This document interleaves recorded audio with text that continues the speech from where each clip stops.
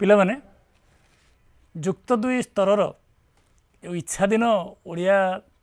ରହିଛି ସେଥିରେ ଆଜିର ପ୍ରସଙ୍ଗ ହେଉଛି କ୍ଷୁଦ୍ରଗଳ୍ପର ଦ୍ୱିତୀୟ ସ୍ତବକ ଯାହାର ନାଁ ହେଉଛି ମେଡ଼ିକାଲ କଲେଜରେ ମେହେର ଜୟନ୍ତୀ। ମୁଁ ତୁମମାନଙ୍କ ସମ୍ମୁଖରେ ଆଜିର ଏ ପ୍ରସଙ୍ଗକୁ ଉପସ୍ଥାପନ କରିବି। ମୁଁ ହେଉଛି ଡକ୍ଟର ଗୋପାଳକୃଷ୍ଣ ଆଚାର୍ଯ୍ୟ, ରମାଦେବୀ ମହିଳା ଉଚ୍ଚ ମାଧ୍ୟମିକ ବିଦ୍ୟାଳୟରେ ମୁଁ ସହକାରୀ ପ୍ରଫେସର ଅଛି। ତୁମମାନଙ୍କୁ ଆଜି ଯେଉଁ ପ୍ରସଙ୍ଗ ବିଷୟରେ ମୁଁ କହିବି ସେ ପ୍ରସଙ୍ଗଟି ହାସ୍ୟ ଏବଂ ବ୍ୟଙ୍ଗ ଉପରେ ଆଧାରିତ। ହାସ୍ୟ ଏବଂ ବ୍ୟଙ୍ଗ। ମୁଁ କହିଛି ଯେ ଆର ଶୀର୍ଷକ ହେଉଛି ମେଡ଼ିକାଲ କଲେଜରେ ମେହେର ଜୟନ୍ତୀ। ଆର ଗାଳ୍ପିକ ହେଉଛନ୍ତି ଫତୁରାନନ୍ଦ ବା ସ୍ୱର୍ଗତ ଡକ୍ଟର ରାମଚନ୍ଦ୍ର ମିଶ୍ର। କାହିଁକି ଡକ୍ଟର କହିଲି ପରେ ତୁମମାନଙ୍କୁ ବୁଝେଇବି। ତେବେ ଏ ପ୍ରସଙ୍ଗକୁ ଆସିବା ପୂର୍ବରୁ ମୁଁ ପ୍ରଥମେ ତୁମମାନଙ୍କୁ ସୂଚନା ଦେଉଛି ଯେ ଓଡ଼ିଆ କ୍ଷୁଦ୍ର ଗଳ୍ପରେ ହାସ୍ୟ ଓ ବ୍ୟଙ୍ଗ କେମିତି ପ୍ରକଟିତ ହୋଇଛି। ଆମେ ଜାଣିଛେ ଯେ ଭଗବାନ ଶ୍ରୀକୃଷ୍ଣ ଯିଏକି ସବୁବେଳେ ହସୁଥାନ୍ତି, ଗୋଟେ ନିର୍ମଳ ହସଟିଏ, ସେ ନାଲି ଓଠରେ ଗୋଟେ ନିର୍ମଳ ହସଟିଏ ତାଙ୍କର ସବୁବେଳେ ସମସ୍ତଙ୍କୁ ଚକିତ କରୁଥାଏ। ସେଇଥିପାଇଁ ତାଙ୍କ ନାଁ ହେଉଛି ହସମୁଖ। ଆଜିକାଲି ଯେଉଁ ଜୀବନ ଯନ୍ତ୍ରଣା ଭିତରେ ରହି, ଚାରିଆଡ଼େ ଧୂଳି ଧୂଆଁ ଭିତରେ ରହି, ବିଷୟ ବାସନା ଭିତରେ ଲଟପଟ ହୋଇ ଘାଣ୍ଟି ହୋଇ ଆମେ ଭୁଲିଗଲେଣି ଯେ ପ୍ରକୃତରେ ହସ କେମିତି। ଯାହାକୁ ଦେଖିବ, ଭାଇ ତୁମେ କେମିତି ଅଛ? ହଁ ଚଳିବ, ସେମିତି ଅଛି। କେହି କହନ୍ତି ନାହିଁ ମୁଁ ଭଲରେ ଅଛି। ମାନେ ଶେଷ କଥାଟି ହେଉଛି ମୁଁ ହଁ ଚଳିବ, ଠିକ୍ଠାକ୍ ଚଳିବ, ଏମିତି ସମସ୍ତେ ଗୋଟେ କୁଣ୍ଠାବୋଧ କରି ପ୍ରକାଶ କରନ୍ତି ବା କୁତୁକୁତୁ ଭାବରେ ପ୍ରକାଶ କରନ୍ତି। ଆମ ଶାସ୍ତ୍ର କ'ଣ କହୁଛି? ସର୍ବେ ଭବନ୍ତୁ ସୁଖିନ ସର୍ବେ ସନ୍ତୁ ନିରାମୟା ସର୍ବେ ଭଦ୍ରାଣୀ ପଶ୍ୟନ୍ତୁ ମା କଶ୍ଚିତ୍ ଦୁଃଖ ଭାଗ୍ ଭବେତ୍। ଅର୍ଥାତ୍ ସମସ୍ତେ ସୁଖ ପାଆନ୍ତୁ, ସମସ୍ତେ ନିରାମୟ ବା ସୁସ୍ଥରେ ରୁହନ୍ତୁ, ସମସ୍ତେ ଭଲ କଥା ଦେଖନ୍ତୁ ଏବଂ କଦାପି ଦୁଃଖ ଭାଗ ନ ଆସୁ, ଯାହାକି ଏକ ଅମୃତମୟ ଉପଲବ୍ଧି, ଅମୃତମୟ ପ୍ରେରଣା ସମଗ୍ର ବିଶ୍ୱକୁ ଆମର ଭାରତବର୍ଷ ଯୋଗେଇଛି। ସେଥିପାଇଁ ଭାରତବର୍ଷ ବର୍ତ୍ତମାନ ବିଶ୍ୱଗୁରୁ ଉପାଧି ପାଇଛି। ଭାରତବର୍ଷରେ ଜନ୍ମ ହୋଇଥିବାରୁ ଆମେ ନିଜକୁ ଧନ୍ୟ ମନେ କରିବା। ପୁଣି ଉତ୍କଳ ଖଣ୍ଡକୁ ଆମେ ଆସିବା, ଯେଉଁଠି ଆମେ ବସବାସ କରୁଛେ, ଓଡ଼ିଶା। ସେ ଓଡ଼ିଶା ପୁଣି ମନ୍ଦିରମାଳିନୀ ଓଡ଼ିଶା, ନଦୀ ସାଗରମାଳିନୀ ଓଡ଼ିଶା, ପ୍ରାକୃତିକ ପରିବେଶରେ ଭରପୁର ଓଡ଼ିଶା। ଏଠି ଦୁଃଖ ରହିବାର କ'ଣ ଆଉ ଆବଶ୍ୟକତା ଅଛି? ତେଣୁ ସମସ୍ତେ ସୁଖରେ ରହିବା ଆବଶ୍ୟକ। ଅବଶ୍ୟ ପରିସ୍ଥିତି ଅନୁସାରେ ମନୁଷ୍ୟ ଦୁଃଖ ଭୋଗ କରିଥାଏ, କିନ୍ତୁ ତାକୁ ଏଡ଼ାଇବା ପାଇଁ ସବୁବେଳେ ମନୁଷ୍ୟ ପ୍ରଚେଷ୍ଟିତ ରହିବା ଦରକାର। ତେଣୁ ଭଗବାନ ଶ୍ରୀକୃଷ୍ଣଙ୍କ ଠାରୁ ଆମେ ହସିବାର ପ୍ରେରଣା ପାଇଥାଉ। ଏବଂ ଆଉ ଜଣେ ପୌରାଣିକ ଚରିତ୍ର ଅଛନ୍ତି, ଯିଏ ହେଉଛନ୍ତି ନାରଦ ମୁନି। ନାରଦ ମୁନିଙ୍କ ମୁହଁରେ ସବୁବେଳେ ହସ ଟିକିଏ ଝଟକୁଥାଏ। କେବେ ମଧ୍ୟ ସେ ନାରାୟଣ ନାରାୟଣ ଉଚ୍ଚାରଣ କରିବା ଭିତରେ କେବେ ମଧ୍ୟ ସେ ମନ ଦୁଃଖ କରି ଆସି ଆମେ ଦେଖିନାହୁଁ। ତେଣୁ ଆମ ସଭ୍ୟତା, ଆମ ସଂସ୍କୃତି ଅଲୱେଜ୍ ଅପ୍ଟିମିଷ୍ଟିକ୍ ବା ଆଶାବାଦୀ ସଭ୍ୟତାରେ ସବୁବେଳେ ହସ ରହିବା ଦରକାର। ପାଶ୍ଚାତ୍ୟ ସଭ୍ୟତା ସବୁବେଳେ ନୈରାଶ୍ୟବାଦୀ, ତେଣୁ ସେମାନେ ସବୁ ଦୁଃଖୀ ଲୋକ, ଆମେ ସବୁବେଳେ ସୁଖୀ ଲୋକ। ଏହି ତତ୍ତ୍ୱଟିକୁ ପରବର୍ତ୍ତୀ ପର୍ଯ୍ୟାୟରେ ସାହିତ୍ୟିକମାନେ ସେମାନଙ୍କର ସାହିତ୍ୟରେ ମଧ୍ୟ ଫୁଟେଇଛନ୍ତି। ଗୋଟେ ଜୋକର, ସର୍କସରେ ଗୋଟେ ଜୋକର, ସେ ଅଭିନୟ କରୁଛି, ତାର ଅସରନ୍ତି ଦୁଃଖ ଅଛି, ତାର ହୃଦୟରେ ଯନ୍ତ୍ରଣା ଅଛି, ତା ହୃଦୟରେ ଅବସାଦ ଅଛି, ଅବଶୋଷ ଅଛି। ଇଏ ସବୁ ଜିନିଷ ଗୁଡ଼ିକ ସେ ଯେତେବେଳେ ଭରପୁର ଦର୍ଶକମାନଙ୍କ ସମ୍ମୁଖରେ ଉପସ୍ଥାପିତ କରୁଛି, ସେତେବେଳେ ସବୁ ଫିଙ୍ଗି ଦେଉଛି ଏବଂ ନିଜେ ହସୁଛି, ଅନ୍ୟମାନଙ୍କୁ ହସଉଛି। ତାହେଲେ ଓଡ଼ିଆ ସାହିତ୍ୟରେ ହାସ୍ୟବ୍ୟଙ୍ଗର ନିଶ୍ଚୟ ଗୋଟେ ଭଲ ଭୂମିକା ଅଛି। ଯେମିତି ଜୀବନରେ ଆମର ଲୁହର ଭୂମିକା ଅଛି, କୋହର ଭୂମିକା ଅଛି, ସେମିତି ହାସ୍ୟର ଭୂମିକା ଅଛି। ओठरे हस टिके फुटिले कहती जे ओठरे फूल परी हसटिए फुटिला हसटा फुटे हस सब ओठरे फुटे किंतु लुह गुड़िक केबे ओठ को आसे ना लुह गुड़िक आखिर झरी पड़े ओठ पर्यंत आसे ना ओठ कड़े पड़े जाए किंतु ओठ को जो जिनटा आसे सेटा ताकू आम हास्य बोली कही था आ ओठ को आसापी हेले गोटे स्वतंत्र मनोभाव रहा दरकार जे मु हसबी आ जदि मनोभाव नाही तार जड़े किए हसैब जो लोकटी हसैब से लोकटी निश्चित भाव में महान तुम कौन भाव पाखे दुख नहीं पाखे भी दुख अच्छे किंतु से शपथ नहीं जे मु निजे दुखरे पड़ी अन्य को हसैबी ये हूँ महान व्रत जहाँकि आमर साहित्यिक मैंने चेष्टा करने गोटे पर्यायर 19 शताब्दीर द्वितीय दशक ये जो हसबार परंपराटा आम आरंभ होगा घर परिवार भितर को आसतु परिवार भितर कौन है ना आमर गोटे श्रृंखला रही जे दियर भाउज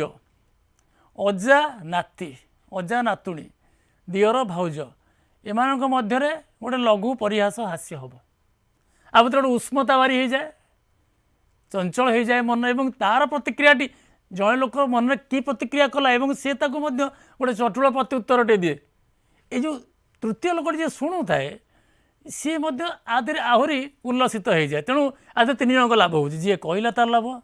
जहाँ को कहगला तार लाभ एवं जो लोकटी शुणिला तार लाभ तेणु हास्य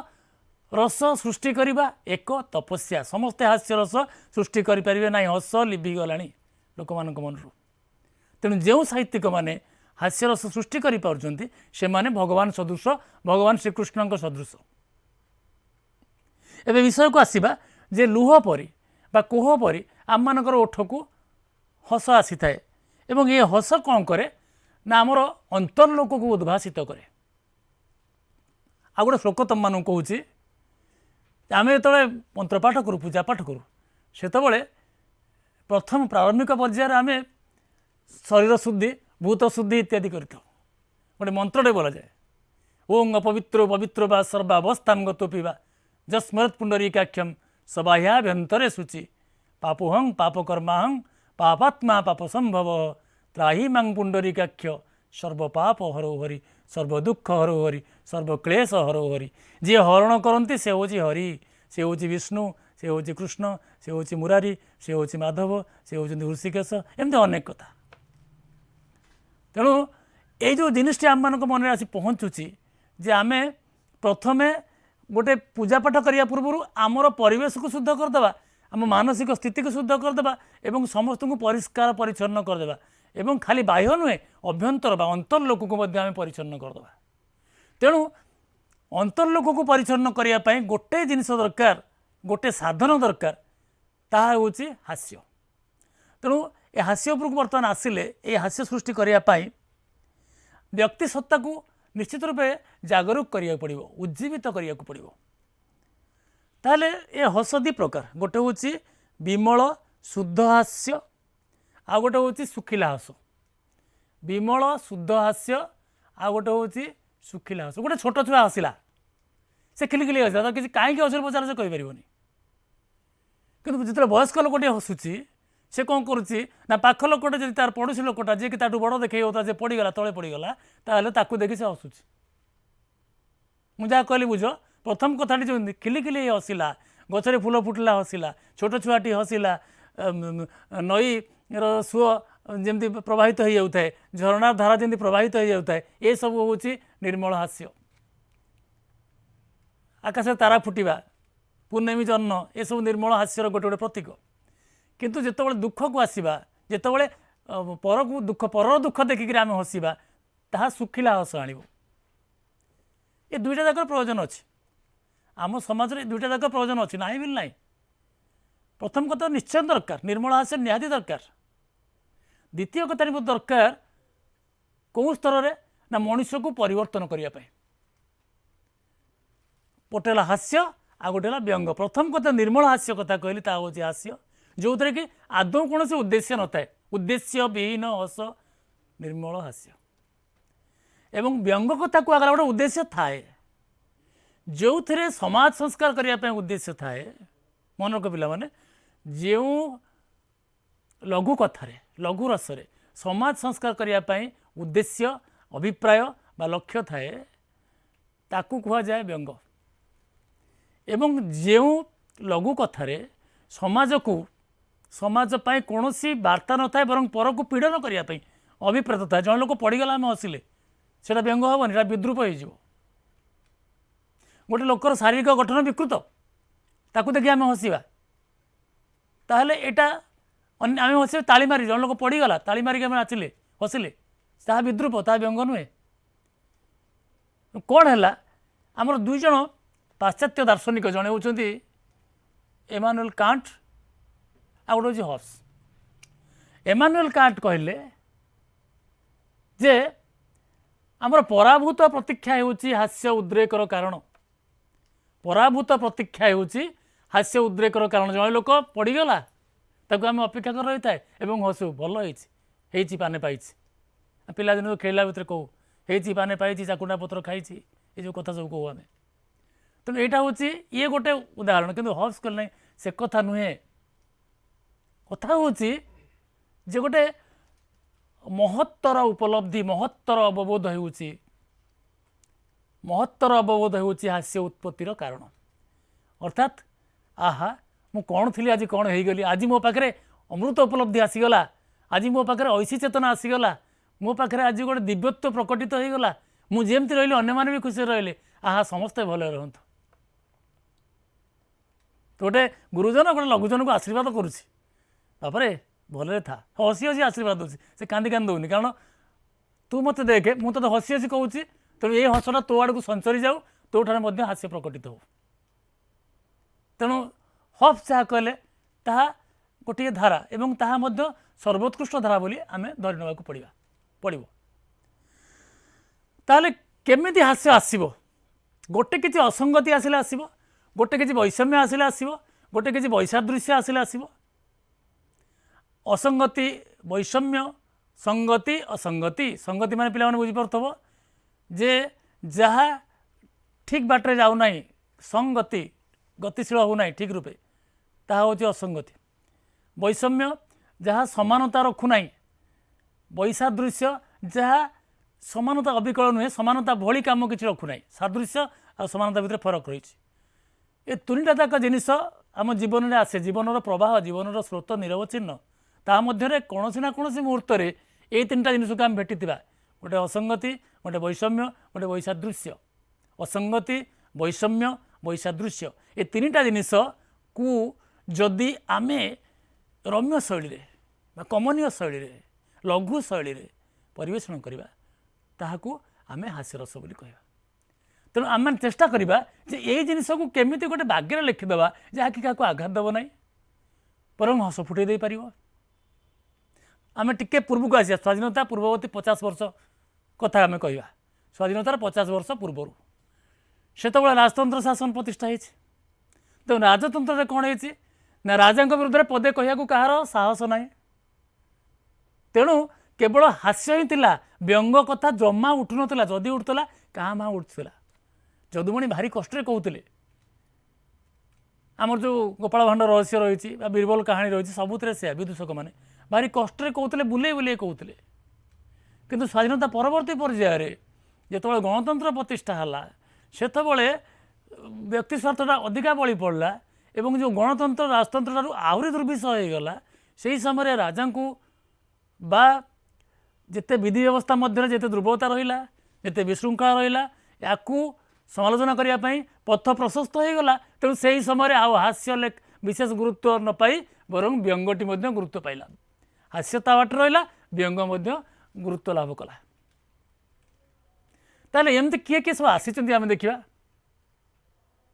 गोटे गोटे चित्रशिल्पी थे तुम सब ना जानी सी होती चार्ली चैपलिन गोटे मौन चित्रशिल्पी मौन कलाकार फिल्म स्टार फिल्म अभिनेता मुक चलचित्र बहुत अभिनय करमर ओडिया साहित्य फकीरमोहन सेनापति जेतक लेखा आम देखा प्राय अधिकांश जेतक प्राय अधिकांश गोटे छमाण आठगुंट देखा गोटे रांडी पुओ अन्ता देखा गोटे डाक मुंशी देखा ये सबुथिरे कौन रही निर्मल हास्य बेसी रही ବ୍ୟଙ୍ଗ କମ୍ ରହିଛି। ଗୋଟେ ଦୁଇଟା ଯାକ ଜିନିଷ ସେ ମିଶାଇ ଦେଇଥିଲେ। ଗୋଟେ ହେଉଛି ସାଟାୟାର ଆମାଲଗମେଣ୍ଟେଡ୍ ୱିଥ୍ ସେଣ୍ଟିମେଣ୍ଟ, ଗୋଟେ ସାଟାୟାର ବା ବିଦ୍ରୂପ ଭାବପ୍ରବଣତା ସହିତ ମିଶିକିରି ଥିଲା। ଛମାଣ ଆଠଗୁଣ୍ଠରେ ବହୁତ ଜାଗାରେ এইভাবে কথা আমি ଦେଖିବାକୁ ପାଇବା। ଗୋଟେ ମଙ୍ଗଳା ଠାକୁରାଣୀଙ୍କ ବିଷୟ ବର୍ଣ୍ଣନା କରାଯାଇଛି, ବୁଢ଼ୀ ମଙ୍ଗଳା ଠାକୁରାଣୀ, ତାଙ୍କ ବିଷୟରେ ବର୍ଣ୍ଣନା କରାଯାଇଛି। ଗୋଟେ ଲାଳିକା ସେ ତିଆରି କରିଛନ୍ତି। ଲାଳିକାଟା ଗୋଟେ ଭଲ ବିଭାବ, ତୁମମାନେ ପିଲାମାନେ ଜାଣ। ହାସ୍ୟରସର ଗୋଟେ ସମ୍ପୂର୍ଣ୍ଣ ସ୍ୱତନ୍ତ୍ର ବିଭାବ ହେଉଛି ଲାଳିକା, ଯାହାକୁ ଇଂଲିଶରେ କୁହାଯାଏ ପ୍ୟାରୋଡ଼ି, PARODY, ପ୍ୟାରୋଡ଼ି। କ'ଣ? ଗୋଟେ ଚର୍ଚ୍ଚିତ ଆପ୍ତବାକ୍ୟ ଶ୍ଲୋକ ଅନୁକରଣରେ ଯଦି ଆମେ ଆମ ଭାଷାରେ ସେଇଭଳି ଏକ ପଦ୍ୟକୃତି ସୃଷ୍ଟି କରିବା, ତେବେ ତାକୁ ଲାଳିକା କୁହାଯିବ। ଚର୍ଚ୍ଚିତ ଆପ୍ତବାକ୍ୟ ଶ୍ଲୋକ ବା ସଙ୍ଗୀତ ଅନୁକରଣରେ ଆମେ ଆମ ଭାଷାରେ ଯଦି ଗୋଟେ ସୃଷ୍ଟି କରିବା, ତାକୁ ଲାଳିକା କୁହାଯିବ। ଏଇଟା ଗୋଟେ ସରଳ ତୁମମାନଙ୍କୁ ବୁଝେଇଦେଲି। ଗୋଟେ ଚମ୍ପା ଲାଳିକା ଅଛି ଛମାଣ ଆଠଗୁଣ୍ଠରେ, ତୁମମାନେ ଶୁଣିଥାଅ। ଯେ କଜ୍ଜଳ ପୂରିତ ଲୋଚନ ଭାଲେ, ଗୁଣ୍ଡି ମିଶା ଖିଲି ଗୁଞ୍ଜିତ ଗାଲେ, ଏମିତି ମଝିରେ ମଝିରେ ବହୁତ କଥା ଅଛି। ଚମ୍ପା ଗାଲରେ ଗୋଟେ ଗୁଣ୍ଡି ପାନ ପୁରେଇଛି, ତା ଗାଲଟା ଫୁଲିକିରି ଅଛି। ମଥାରେ ଏଡ଼େ ବଡ଼ କଳା ଟୋପାଏ, ବଡ଼ ମଥାଏ କଳା ଟୋପା ମାରିଛି। ହଁ, ତେଣୁ ତାକୁ ସେ ବର୍ଣ୍ଣନା କରୁଛନ୍ତି ପୁରା ସରସ୍ୱତୀଙ୍କ ବନ୍ଦନା ଭଳିଆ। କଜ୍ଜଳ ପୂରିତ ଲୋଚନ ଧାରେ, ସ୍ତନଯୁଗ ଶୋଭିତ ମୁକୁତାହାରେ, ସେଇ ଧାରାରେ ତାକୁ ସଂସ୍କୃତ ଶ୍ଲୋକ ଧାରାରେ ଇଏ କଲେ। କଜ୍ଜଳ ପୂରିତ ଲୋଚନ, ଆଖିରେ କଳା ମାରିଛି ମେତାଏ, ଆଖିରେ ଧାରେ କଳା ମାରିଛି, ଆଉ ମୁଣ୍ଡରେ ଲେଥାଏ ଟୋପା ମାରିଛି, ବଡ଼ ଟୋପାଟେ ମାରିଛି। ଯେ ଗୁଣ୍ଡି ମିଶା ଖିଲି ଗୁଞ୍ଜିତ ଗାଲେ, ଗାଲରେ ଗୁଣ୍ଡି ମିଶା ଖିଲି ପାଣିଟିଏ ଫୁଲିକିରି ଅଛି। ଯାହା ଯାହା ବର୍ଣ୍ଣନା ରହିଲା ସମଗ୍ର ଶରୀରର ଏବଂ ତାଙ୍କର ଚାଲିଚଳନ ସେ କହୁଛନ୍ତି ସଯୋଦା ଧାବତୀ, ସଯୋଦା ଧାବତୀ, ସେ ଯେତେବେଳେ ଧାଏ ଚାଣ୍ଡେ ଚାଣ୍ଡେ ଜୋରରେ ହାତ ହଲାଇ, ସଯୋଦା ଧାବତୀ ଦାଣ୍ଡେ ଦାଣ୍ଡେ ହାତ ହଲାଇ ଚାଣ୍ଡେ ଚାଣ୍ଡେ, ସେ ଯେତେବେଳେ ଦାଣ୍ଡେ ଦାଣ୍ଡେ ଯାଉଛି ହାତ ହଲାଇ ଚାଣ୍ଡେ ଚାଣ୍ଡେ ଜୋରରେ ଯାଉଛି। ଦୁମୁ ଦୁମୁ ଗୁମୁ ଗୁମୁ ଚଳନ ତସ୍ୟା ଚଳତି ବା ଧାବତୀ ବିଷମ ସମସ୍ୟା, ସେ ଦୁମୁ ଦୁମୁ ଗୁମୁ ଗୁମୁ ହେଇ ଚାଲୁଛି, ସେତେବେଳେ ସେ ଚାଲୁଛି ବା ଦୌଡ଼ୁଛି, ଚଳତି ବା ଧାବତୀ ବିଷମ ସମସ୍ୟା। ଏ କମ୍ କଥା ନୁହେଁ। ଫକୀରମୋହନ ସେନାପତି ଗୋଟେ ଅନୁଷ୍ଠାନ ହେଇଗଲେ। ଏମିତି କେତେ କଥା ସେ ବର୍ଣ୍ଣନା କରିଛନ୍ତି ଯାହାର ହିସାବ ନାହିଁ। ଅସୁର ଦିଗିରେ ଯେଉଁ ପୋଖରୀ ବର୍ଣ୍ଣନା କରୁଛନ୍ତି, ତା ଭିତରେ ଯେ ଯେଉଁ ଆସୁଛନ୍ତି ସବୁ ସାହେବ ମାନେ ଗାଉନ ପିନ୍ଧିକି, ସାହେବାଣୀ ମାନେ ଗାଉନ ପିନ୍ଧିକିରି ଆସୁଛନ୍ତି, କାଦୁଅ କୁମ୍ପି ଚଢ଼େଇ କଥା କୁହା ହେଉଛି। ତାକୁ ଆଉ କେମିତି ମାଛରେ ଚିଲ ଆସିକିରି ମାଛ ନେଇ ପଳେଇ ଯାଉଛି, ଏ ଜିନିଷ ଗୁଡ଼ିକ କହିବା ଭିତରେ ପରୋକ୍ଷରେ ଇଙ୍ଗିତ କରାଯାଉଛି। ତା ଗୋଟେ କବିତା ଅଛି ମୁଁ ହାଟ ବାହୁଡ଼ା, ସେଥିରେ ମଧ୍ୟ କୁହାହେଉଛି ଯେ ବ୍ରିଟିଶ ଶାସକ ମାନଙ୍କର ଗୋଲାମ ହୁଅ ନାହିଁ, ବା ଇଂରାଜୀ ପାଠ ବିଶେଷ ପଢ଼ିଲେ ତୁମମାନଙ୍କର କ'ଣ ହେଇଯିବ ନା ଶରୀରଟି ସରୁଆ ହେଇଯିବ, ବୁଦ୍ଧିଟା ମୋଟା ହେଇଯିବ। ଏଇଟା ଗୋଟେ ବ୍ୟଙ୍ଗ, ହାସ୍ୟ ଏବଂ ବ୍ୟଙ୍ଗ ଏବଂ ସେଣ୍ଟିମେଣ୍ଟ ରହିଲା, ଭାବପ୍ରବଣତା ରହିଲା, ଅନ୍ୟମାନଙ୍କୁ କିଛି ମନଶିକ୍ଷା ଦେଲା, ତା ସହିତ ସାଟାୟାର ବା ବ୍ୟଙ୍ଗ ବା ବିଦ୍ରୂପ କଲା। ଦ୍ୱିତୀୟ କଥାଟି ହେଉଛି, ଆଉ ଦ୍ୱିତୀୟ ସାହିତ୍ୟିକଙ୍କ ପାଖକୁ ଆମେ ଆସିବା, କାନ୍ତକବି ଲକ୍ଷ୍ମୀକାନ୍ତ ମହାପାତ୍ର। ଭାରି ଦୁଃଖୀ ଲୋକ, ଜୀବନରେ ବହୁତ ଦୁଃଖ ସେ ପାଇଛନ୍ତି, କିନ୍ତୁ ତାଙ୍କ ସାହିତ୍ୟରେ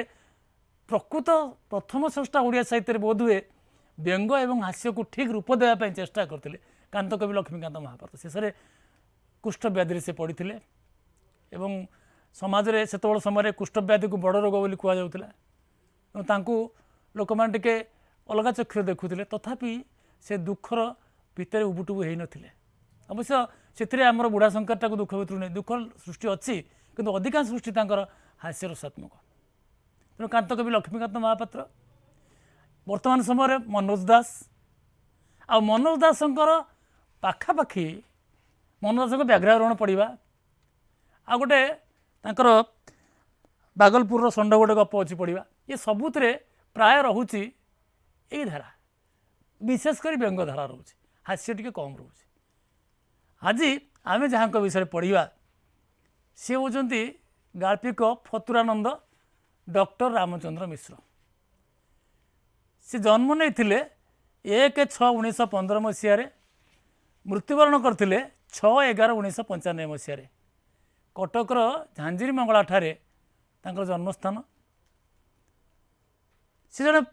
ବିଖ୍ୟାତ ହାସ୍ୟ ବ୍ୟଙ୍ଗ ସ୍ରଷ୍ଟା। ଓଡ଼ିଶାର ଯଦି ସର୍ବଭାରତୀୟ ସ୍ତରର କେହି ସ୍ୱୀକୃତି ଲାଭ କରୁଥିବା କେହି ଜଣେ ବ୍ୟକ୍ତି ଆଗ ଧାଡ଼ିରେ ଥାନ୍ତି, ସମସ୍ତଙ୍କ ଆଗରେ ଥାନ୍ତି ସର୍ବଭାରତୀୟ ସ୍ତରରେ, ସେ ହେଉଛନ୍ତି ଫତୁରାନନ୍ଦ ବା ଡକ୍ଟର ରାମଚନ୍ଦ୍ର ମିଶ୍ର। ଏ ଫତୁରାନନ୍ଦ ନାଁଟା କେମିତି ହେଲା? ଏଇଟା ଗୋଟେ ଛଦ୍ମନାମ। ତାଙ୍କ ଗୁରୁ नामटे फतुरानंद देले जो नाम से सामाजिक विधि व्यवस्था को तिरस्कार करदे पारे ना आक्रमण होता तेणु निजर को छद्मनाम डॉक्टर रामचंद्र मिश्र परिचित कराइले फतुरानंद हिसाब से फतुरानंद किसी ना फतुरानंद फांकाटा किसी ना तेणु एमतिया कथा छद्मनाम से लिखा आरंभ कले जीवनटा बड़ दुखमय जीवन सारा से जहर पीछे जहर माने दुख कष्ट भोगी यंत्रणा भोगी जन्म होते पिलादिने भारी स्वच्छल परिवार रे परवर्ती पर्यायर पाठ पढ़िले एवं से कटक स्कूल पास कर जिते से मेडिकल कॉलेज को उच्चतर शिक्षापी आसिले से पाठ पढ़िया भितर से दृष्टिशक्ति हर बसिले तेणु जिते डाक्तरी विद्या सरी आसूची से गोटे भल चिकित्सक हो पारे ना किंतु साहित्य आड़ को जेहेतु इच्छाटी था मनटी था साहित्य लिखिले एवं निजे दुखरे पड़ी से साहित्य लिखिं अन्य को हसैवाई निजे तिल तिल भाव में जली अन्य को हसैवाई से चेष्टा कर गोटे स्वीकारोक्ति तुम मानक मुझे कहूँ जे मु प्रथम दुखात्मक गप लिखुली डगर बोली गोटे पत्रिका कटक बाहर से प्रथम संपादक थे से प्रकाशन पर से हास्यरसात्मक गप लिखिले तो दीटाक कथा से अल्प बहुत सामान से गोटे उदाहरण देते जे गोटे पुओ गोटे झील कॉलेज झील गोटे पुओ ता मध्य गोटे रोमांस जहाँ प्रीति संलाप है भाव विनिमय है एवं शेष में कौन है ना से संपर्क छिंडीगला विच्छेद होगा आम प्राय अधिकांश गपर से से ही उपादान था आदि कौन नुआ कथा अच्छे तेणु किसी नुआ कथा करने को चेष्टा कली मु तेणु मुझे कौन कली ना ये जो कॉलेज पिलामानंकर अनुभूति को छाड़ी प्रेमानुभूति को छाड़ी मु आउ गोटे कथा लिखिली जहाँ रोमांस तुम मैंने कौच ताकू छाड़ी बर्तमान मुझे आउ गोटे नुआ कथा लिखिली जहाँकि या सहित कौन संपर्क रखी न कि लोक हसई पार लोक मन में कौन प्रतिक्रिया सृष्टि कर साहित्य स्वभाव सुलभता थिला शब्द गुड़िक अति सुंदर सरल शब्द गुड़िक थिला वाक्य गुड़िक अति सरल थिला तेणु पढ़ाई पाठक मान मन में गोटे हृदयोल्लास सृष्टि करे पाठक मान मन में गोटे अफुरंत आनंद सृष्टि करे फतुरानंद सृष्टि पढ़ला मात्र के स्वतः अयस्कांत भली चुंबक भली टाणी ही आसती पाठक मैंने तेणु फतुरानंद सतरे नमस्य शेष पर्यंत निजे पेशारे चिकित्सक हेले निशारे साहित्य साधन ब्रती रहिले एवं साहित्य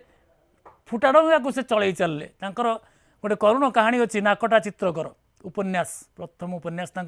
नाकटा चित्रकर निजर असंगति गोटे शिल्पी निजर असंगति शारीरिक दुर्बलता शारीरिक असंगति को से देखा चाहूँगी तेणु से कौन करुँच गोटे घरे कटकर गोटे निवृत्त कोण भर लुचिकी रोचे आउ जो राति हो घर बाहर कारण ता नाकटा ग्रहण खंडिया से आगुरी सेमती नथिला परवर्ती पर्यायर रोग व्याधि बसंत रोग नाकटी ग्रहण खंडिया भली होगा किंतु बढ़िया चित्र करे से शिल्पी बहुत भल चित्र करे तेणु तार जेहेतु ग्रहण खंडिया तार भल गुणटा कहीं देखती ना आम समाज में लोक मैंने सब लोकर अन्य लोकर अंधार पक्ष को देखती आलोक पक्ष देखती ना आम जब पचार रामबाबू घर कौटी और रामबाबू जी एत बड़ विजिलेंस जाल धरा पड़ते कि जो बड़ साहित्य स्रष्टा होते गोटे भल चिकित्सक होते से भल कौन आलुओ पक्षटा को आम के देखुना जड़े जनक भल कथा कहला बेलू आम तार खराब गुण गुड़ाक उखारी बसु तेणु आंकर जो नाक कटि जाइए ये शिल्पीर चित्रशिल्पीर तेणु से मुह को लुचेवा जाऊ चेष्टा करुच्ची से लोक मैंने कहते नाक कटा चित्र कर नाकटा चित्र कर तेणु जी आसूसी घर पचार चित्र ऑर्डर देवाई चित्रटी तैयारी करने से कहते लोक मैंने कहते पान दुकानी हो पाख लोक पड़िशा हो से सहर लोक हो कटकर गोटे गली में लोक से कहते ओहो से जो नाकटा चित्र कर तेणु एमती कहवा भितर लोक हसवे कि जनकर दुखटा कहीं बारी पारे ना खंडिया खबर कर लोक हसैवा लोक बहुत अच्छा किंतु लोक मन में शांति देवाई समाज व्यवस्था बहुत कम अच्छी आजिकल समाज से दर्शाइक चाहिए एवं से गोटे प्रेम कर जड़े झील प्रेम कर शेष में से प्रेम से विफल होती सन्यासी चली जाती यहाँ गोटे उपन्यास और निजर गोटे आत्मजीवनी अच्छी मो फुटा डंगार कहानी मो फुटा डंगार कहानी डंगा फुटीगला दद्वरा नाव डंगा फुटीगला पानी पशि जाऊँ अर्थात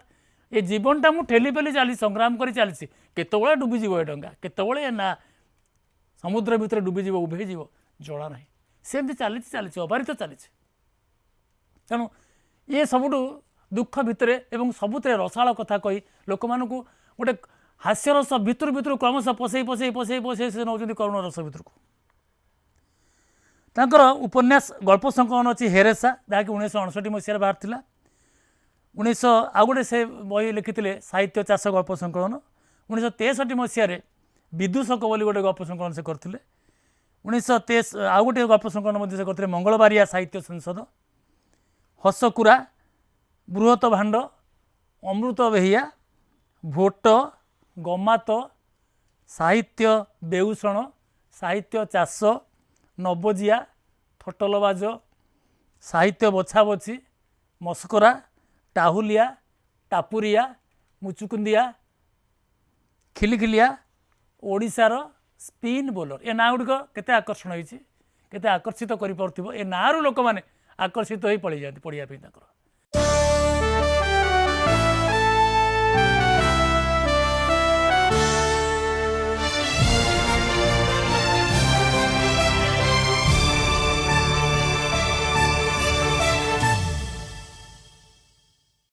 केवल से ये गल्प लिखि ना शिशु साहित्य से रचना कर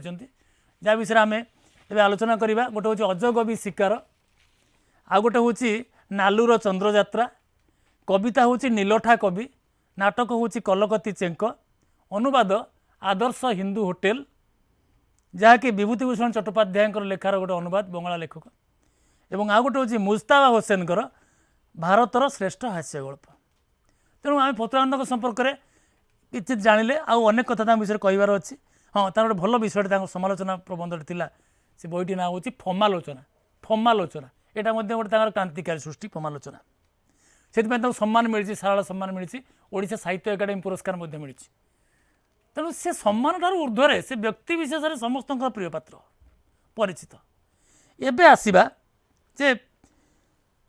माने प्रकृत ये जो प्रतिद्वंदी मुकुटविहीन सम्राट थे फतुरानंद आजिर गल्पर कौन कहू चाहिए मेडिकल कॉलेज मेहर जयंती गपर से बर्तमान कौन कहू चाहिए विषय मुझे कहीगली पेशार डाक्तर निशारे साहित्य साधना यंत्रणा मध्य से हास्य व्यंग उखारी आणुले कृति है से उपन्यास नाकटा चित्रकर इत्यादि लिखिं गल्प साहित्य चाष हेरेसा अमृत बेहा इत्यादि लिखिं गोटे कलकती चेंक नाटक लिखिं रम्य रचना फमालोचना लिखिं आत्मजीवनी मो फुटा डंगार कहानी डगर संपादना करते सम्मान मिली सारला सम्मान ओडिशा साहित्य एकाडेमी पुरस्कार इत्यादि ये गला लेखकों संपर्क में किसी एबे देखिबा आमर आलोच्य विषय मेडिकल कॉलेज रे मेहर जयंती ए संपर्क में किसी आलोकपात कर तुम मान सम्मुख में गोटे कथा आम कहूँ जे कौन काऊ धान खाइला बोली बग धान खाइब काऊ धान खाइला बोली कौन बग धान खाइब गोटे ढग अच्छी आमर समस्त द्वारा सबू काम हुए ना जो माने जदि जबरदस्त गोटे काम को करती जहाँ द्वारा हो पार ना तार से तांकरी धारारे तांकरी रीति कर चलती एवं भारी मजा कथाटे हुए जे गोटे स्वतंत्र भाव से उपस्थापन करती तथ्य देकर और नुआ कथा किसी देखा मिले शुणा मिले से कथाटी ये कौन ना साहित्य सभा बा साहित्य जेकोसी साहित्यिकों जयंती समय प्राय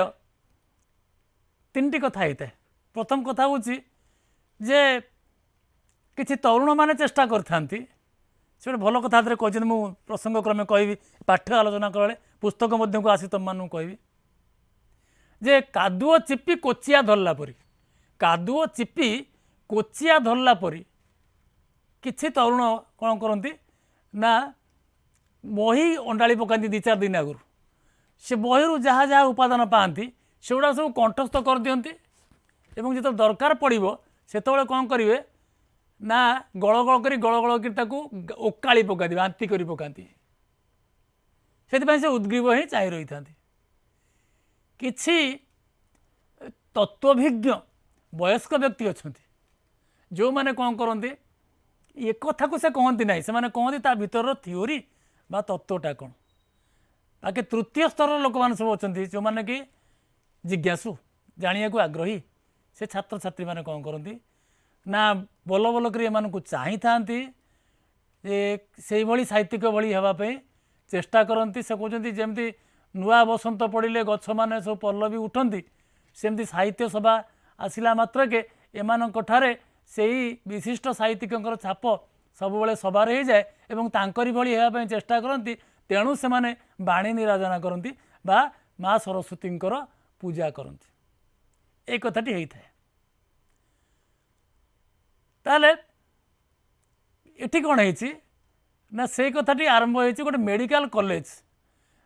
कॉलेज सबू कर्मचारी बा छात्र छात्री एमाने समस्ते साहित्य संपर्क में प्राय एत अभिज्ञ नुहति मु समस्त को कहूना प्राय अधिकांश एत अभिज्ञ नुहति बहुत चिकित्सक भल साहित्यिक अच्छा किंतु से परिसर भी नुहे से जगार गोटे गोटे साहित्य सभा कर आदौ स्पृहणीय नुहे परिवेश टी आदौ अनुकूल हुए ना कारण तीन टा जिन दरकार गोटे हूँ परिवेश दरकार आ गोटे हूँ चरित्र दरकार तृतीय कथाटी हूँ जे से जो संगति दरकार क्या सहित कार मिलन हवा दरकार सेमती ना हो पार ना ये तीन टा जिनसर पूरा अभाव घटी चरित्र माने प्राय अनभिज्ञ मेहर जयंती गंगाधर मेहर स्वभाव कवि गंगाधर मेहर बरपाली साहित्यिक कवि तांको कथा गोटे मेडिकल कॉलेज आलोचना करा जीवो तेणु ये जो सारस्वत महोत्सवटी आसला ता भितर मनीषर भीतर केते फंपा ता धरा पड़ जाऊँ धाड़ी तुम मान आगे देखा जाऊ जे हास्य व्यंग सारस्वत महोत्सवी मनीषर बाहर निदा भीतर फंपा ये फंपा पणियाटी हास्य व्यंग मध्यम बाहर को बाहरी आसे फर्चा हो जाए देखा ही जाए समस्ते हसी पारती कि हसई पारती मेडिकल कॉलेज रे मेहर जयंती साहित्य चाष गल्प संकलन द्वितीय सृष्टि एटा परिचय मुदेली एबे कौन है ना ये जो कथाटी है जे कौन सी एक मेडिकल कॉलेज रे कौन करा जीवो ना स्वभाव कवि गंगाधर मेहर गोटे जयंती पालन करा जीवो तेणु क्षेत्र प्रस्तुत करिया पड़ो आग आवश्यक सरंजाम आनिया पड़ो तापर चरित्र मानू आनिया पड़ो तापर वक्ता मैंने वक्तव्य देवे शेष में धन्यवाद दिज्व सभा सांग हम ये आम परंपरा ठीक सेमती कौन कर ना जहाँ जहाँ डाक्तखाना उपलब्ध सरंजाम ताकू सब आणिक एकाठी कर दिखाई अच्छा ये गोटे प्रश्न आसीपे जे कहीं लिखिले मेडिकल कॉलेज वृत्ति से पेशार निजे चिकित्सक तेणु आनियाटा स्वाभाविक प्राय अधिकांश साहित्यिक मानकर लेखार बासस्थान बा वृत्ति विषय परिलक्षित होता है तेणु से बाद पड़े केमी फतुरानंद एक से लिखिं जे से बहुत गुड शब्द भी तुमको देखते नुआ नुआ तुमको लगिपे से शब्द गुड़िक सब मेडिकल शब्द जोटा कि आम सहित प्रचलित नुहे आम सहित परिचित से शब्द गुड़िक आमर नुहे एवं देखा जे कौन कौन सब जिन से सब आनिले ये जो प्रथम कौन कर गोटे टेबुलटे पड़ो गोटे बढ़िया चिकचिकिया टेबुलटे था कौटी ऑपरेशन थिएटर में ऑपरेशन थिएटर गोटे चिकचिक टेबुलटे नहीं पड़े आसिले तापर टेबुल क्लथ पड़ो तापर कनाटे पड़ो से कना कौट आसो गज कना कहीं टेबुल क्लथ करके टेबुल कना करके टेबुल कपड़ा करके तापर पकईदे तापर कौन हम ना तादे गोटे फुलदानी थुआब तांकर संग्रहालय मेडिकल संग्रहालय किसी एम्ब्रियो बा किसी भ्रूण काच बम भितर बुयम भितर सजा होगी पशिकी ताकू आनी फुलदानी कर थोदेले जे पक्षी उड़े जिते दूर तो से ही जानते भल देखा बाकी चेयरटा दरकार चेयरटा कौट आसो कि ना डेंटाल डिपार्टमेंट चलीगले दंत विभाग को चलीगले सेठी जो दांत उपड़ा चौकीटा पड़ी था दांत भंगा चौकी ताकू उठे आनले आराम रे बसी हम शोई हम ताकू आनी पकईदेले एवं आउ गोटे कथा सेटा से कथा है चित्र विचित्र करा पड़ो चारिकड़ जाक तेणु से ब्लड बा रक्तर जो नमूना सब अच्छी आनी कांत सारा छापी देगले रक्त जमुना रक्तर नमूना जब आम जाने सब red blood corpuscle RBC white blood corpuscle WBC platelet यार सब चित्र सब थाए से चित्र गुड़िक आणिक कांत सारा मारिदे गले ये गला भितर कथा बाहर कथाटी गोटे फाटकटे हम से गोटे अभिनय भाव गोटे फाटकटे तैयारी कले फाटकर दुई पटरे दीटा स्केलेटन बा कंकाल को ठिया करदेले से कंकाल हाथ दीटा को ऊपर को टेकीदेले एवं दी पापुली को बांधिदेले रसी दौड़ी बांधिदेले तेणु दुई जन कंकाल हाथ जोड़ी नमस्कार कले स्वागत करने एवं स्वागतम तो करा दरकार आमर स्वस्तिक लिखा जाए स्वागतम लिखा जाए ऊपर कौन कले ना गोटे स्कल बा खपुरी स्कल SKULL स्कल खपुरी आनिले ता तले छकी कला भली मनीषर जानू हाड़ जंगर हाड़ दीटा को रखिदे ता तले लिखिदे स्वागतम जो डेंजर लिखा जाए विपद लिखा जाए से जगह से लिखिदे स्वागतम बर्तमान क्षेत्र प्रस्तुति हो गला विषय है कौन अतिथिटा को आने जी साहित्य विषय जानी आसो क्या आने मेडिकल को समस्त डरवे ये जगह नुह ये कहींपर ना कारण एठिक जी आसे से रोगी ही आसे तेणु से समस्ते कौन कले ना किसी आयोजक कौन कले ना बाहर को चलीगले खोजिले कौटी गोटे साहित्यिकटे आसन गोटे रोगीटे आसन सत्यर देखिले फाटक अतिक्रम कर जड़े साहित्यिक आसुँच पेट को चापी धरी मुह को नेसाड़ी देती मुहटा विकृत देखा तेणु जना पड़ा ये जड़े पेट मरा रोगी ये गोटे व्यंग करमर फतुरानंद जे प्राय अधिकांश साहित्यिक पेट को मारे राति से लिखती पेट भितर गैस सृष्टि हुए पेट को मारे तेणु यही भाई एक पेट मरा रोगी आसीचंती चिकित्सा करने आ मलू खोजुला जहाँ वैध बतैला से खोजिला बल तो खोजिला जितक भंडार आमर ओडिया ढगडमाली भितर अच्छी ओडिया ढगडमाली प्रकृत में मानिया पड़ो ओडिया ढगडमाली भाया अमूल्य विभव आउ कि ना जहाँ बर्तमान आम भूलीगले आम जेजेमा जानते कौन आम बर्तमान भूलीगले प्राय कि ना आम ढीकी कौन जापे बर्तमान ये गोटे खाड़ी शब्द अच्छी मत बर्तमान चिंता करा पड़े खाड़ीटा तो मुझे देखेबी खाड़ी गोटे जिन माछ पड़े नाल सोठ मुह थाए गाँ को जी चिन्ह गाँ विषय किसी जानी से जानव ये विषय गोटे नाल हो नाल भितर नाल को लगे गोटे खाड़ी थी भर को चूना माछ मैंने पशि आसती आणिक अंधुड़ी खाड़ी ये आणिक झाड़ी पकाती माछ सब ये वर्षा दिन समय माछ सब आराम धरिक आनी लोक मैंने खाती भल माछ चूना माछ देसी माछ ये गोटे खाड़ी शब्द भी अच्छी खाड़ी माछ पक पक डेला परी ये पिला माने जो तरुण मैंने ग्रंथ घोषारी ग्रंथ मुखस्थ कर जहाँ जहाँ शिखी था ओकाड़ी पकाती गड़ कर ओकाड़ी पकाती पटपाट बाहरी आसते माछ मैंने से गड़ कर ओकाड़ी पकड़ उद्ग्रीव ही चाहिए बसता छाड़ बर्तमान विषय को आसवा ताकू धरी आनले कहले आज्ञा नमस्कार आम पर आपको निमंत्रण करने जाऊँ आम आपको निमंत्रण करने जाऊँ पूरा निरला मिछ कथा कहीदेले सी देखिले अरे हे मोर भी लाभ अच्छे ठीक गले कारण पेट कामुड़ी ये डाक्तर सह चिन्हा परिचय हेले मत भल औषध मिल तेणु से लोभर कौन कले ना सहित से राजी हो गले धर धरिक आणिकी मुख्य अतिथि आसन में जो चौकी दांत भंगा चौकी बसैया पूर्वर जो देखिले आगे स्केलेटन थुआई स्केलेटन हाथ जोड़ी नमस्कार कर कंकाल नमस्कार कर छकी मराई से गोटे खपुरी तले जानुहाड़ छकी मराई तले स्वागतम लिखाई आकू देखी पिड़े पा डरी छानिया ये कि व्यवस्था हवा ये भितर को चलीगले जो देखिले गोटे दांत भंगा चौकी पड़ी से देखी देखी छानिया गले कारण गोटे थर से आसी दांत भांगा गोटे दांत भांगी मुहर हाथ मारी पकड़े अरे आ कौन दांत रही है कि भांगीदेवे कि हाँ ये छानियाटा भी रहा तेणु जहाँ पेट मारूला से आहरी बढ़ीगला तीव्र होगा एवं टेबुल उपर जो देखिले काचर बुयम भितर भ्रूण थुआई देखिए गोटे विरक्ति भाव गोटे असना विकार भाव भी आसीगला कहले कौन कि परिवेश ये मुझे कौन कहबी हौ जी जहाँ कहे कहो मोर कौन कहबार अच्छे बसीगले छानिया मानिया पेटटा जोरे काटला बोधे मझे मझे औषध पत्र आनिक देले मैंने खाइबा टिके टिके बाग लगे जहाँ टे बसीगले बसीगला बेलू बर्तमान वक्तव्य आरंभ है देख पिला माने वक्तव्य देवार जो जो जयंती सभा हो बा जहाँ हो गोटे वक्तव्य गोटे प्रथम कथाटी हूँ जे तमें तार परिचयटी आग दब व्यक्तिगत परिचय दब आज तुम जमी परिचय दे विषय वस्तु को मुझे आसली सेमती व्यक्तिगत परिचयटी प्रथम देवाक पड़े मेयर को विषय गोटे व्यक्तिगत परिचय देवाक पड़ो तेणु गोटाए डाक्तर ता बागे कहवाक आरंभ कला जड़े डाक्तर वक्ता तांको बागे कहवाक आरंभ कले कौन कहले ना जोटी प्रचंड रौद्र ताप हुए जोटी प्रचंड खरा हुए जोटी हिट स्ट्रोक हुए से ही जगार गोटे बरपाली भी गोटे जगह अच्छी पश्चिमांचल ସେଇଠି ଜନ୍ମ ହେଇଥିଲେ ଏତେ ବଡ଼ କବି ଗଙ୍ଗାଧର ମେହେର, ବହୁତ ବଡ଼ କବି ଗଙ୍ଗାଧର ମେହେର, ଏବଂ ଗୋଟେ ଦରିଦ୍ର ତନ୍ତୀ ପରିବାରରେ ସେ ଜନ୍ମଗ୍ରହଣ କରିଥିଲେ। ଯେତେବେଳେ ସେ ଖେଳୁଥିଲେ ତାଙ୍କର ଗୋଡ଼ ଖସିଗଲା,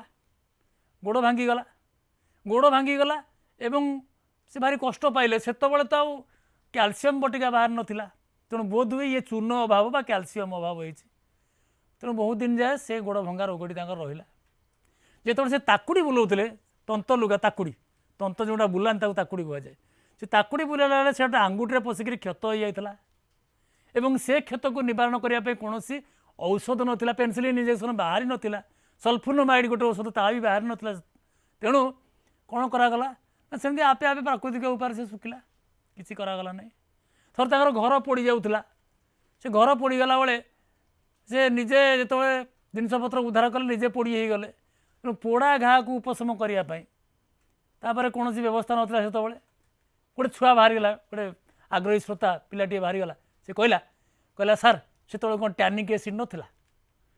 ନା ନାଇଁ ଆପଣ ଟ୍ୟାନିକ୍ ଏସିଡ୍ କ'ଣ ସେ ଜାଣିଥିଲେ କ'ଣ? ତେଣୁ କ'ଣ କଲେ ନା ତାଙ୍କ ମାଆ ତାଙ୍କୁ ନଡ଼ିଆ ତେଲ ମାରିଦେଲେ, ନଡ଼ିଆ ତେଲରେ ସେ ଶୁଖିଗଲା, ସେ ପୋଡ଼ା ଘା ଶୁଖିଗଲା। ତା ପରବର୍ତ୍ତୀ ପର୍ଯ୍ୟାୟରେ ସେ ଯେଉଁ ଅବସ୍ଥା ଭିତରକୁ ସେ ଗତି କରି କରି କରି ଯାଉଛନ୍ତି, ଯେତେବେଳେ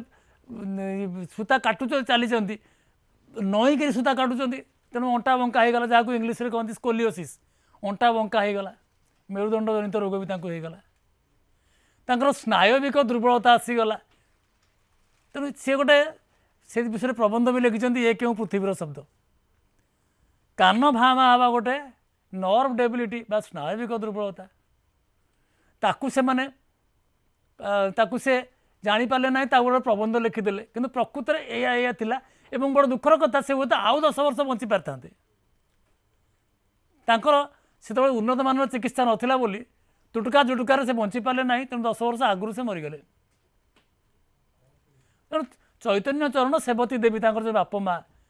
ସେମାନଙ୍କର ଭୂମିକା ବିଷୟରେ ବିଶେଷ କୁହାଯାଇ ନାହିଁ, ବରଂ ଏ ବ୍ୟକ୍ତିଙ୍କ ବିଷୟରେ କୁହାଯାଇଛି ଏ ବ୍ୟକ୍ତି କିଭଳି ପ୍ରତିକୂଳ ଅବସ୍ଥାରେ ସଂଘର୍ଷ କରୁଥିଲେ ଏବଂ ତାଙ୍କୁ ମେଡ଼ିକାଲ ସାଇନ୍ସ ସହିତ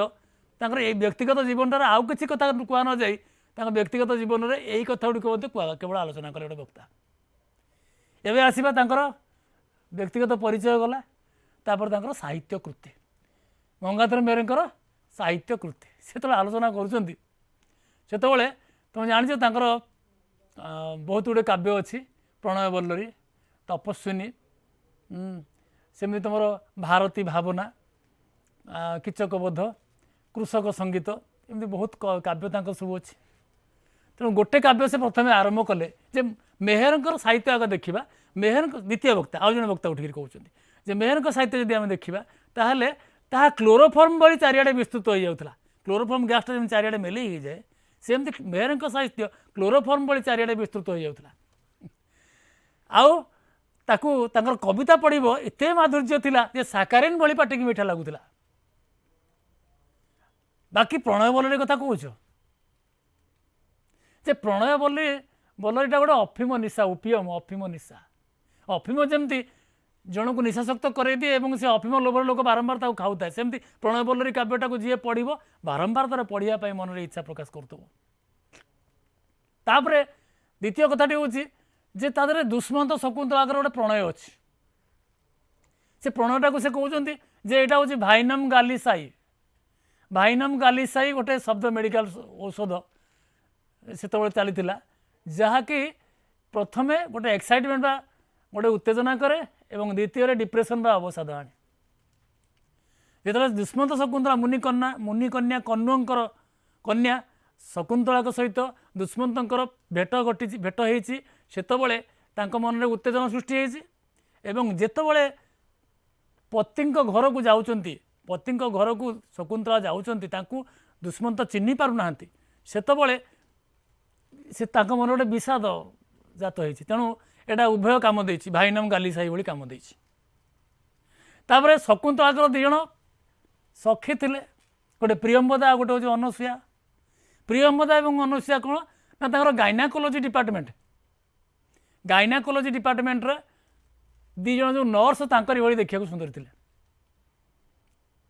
अच्छा ये जो शब्द गुड़ा तुम सब प्राय जानी मेडिकल केतोटी शब्द अच्छे तुम कहीदे जे गोटे हूँ आनाटोमी शरीर विज्ञान शरीर तत्व